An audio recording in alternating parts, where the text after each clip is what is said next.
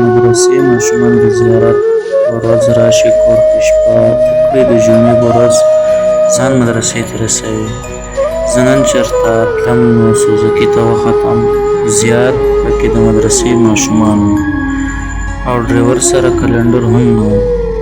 نو ډریور ګاډی ودرولو او کرایه یې راغونډوله. نو له ماشوم سره کرایه کمه وه نو ډریور ورته ویل که کرایه کمه درسره وي نو بیا کوز شه، زه غلی ناست وم. دې ګاډي کې نور کسان هم وو خو چا هم ونه وی چې ای به خیر دی، ماشوم دی او یا به یې زه کرایه ورکړم. هغه ډریور ته ما ویل که ته دې کوز کړې نو ستا ګاډی خو هسې هم روان دی، که دی پکې وي نو څه چل به وشي. خیر هغه اخوا دېخوا کول. ما ورته ویل د ماشومانو کرایه واپس ورکړه، زه درله د دوی کرایه درکوم.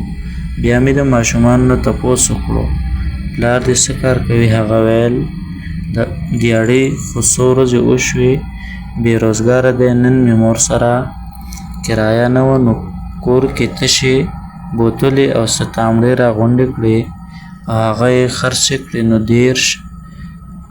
10 روپۍ پرې وشوې، هغه یې راکړې او سترګې یې رالو تورې کړې او په دواړه مخه یې ښکل کړم او را رخصت یې کړم.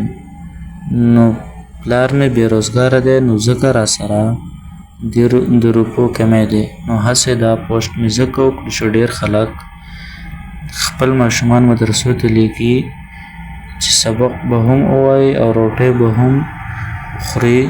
نو په مدرسو کې ډېر ماشومانان غریبانان وي، نو خیال یې هم ساتئ او مرسته هم کوئ. مننه.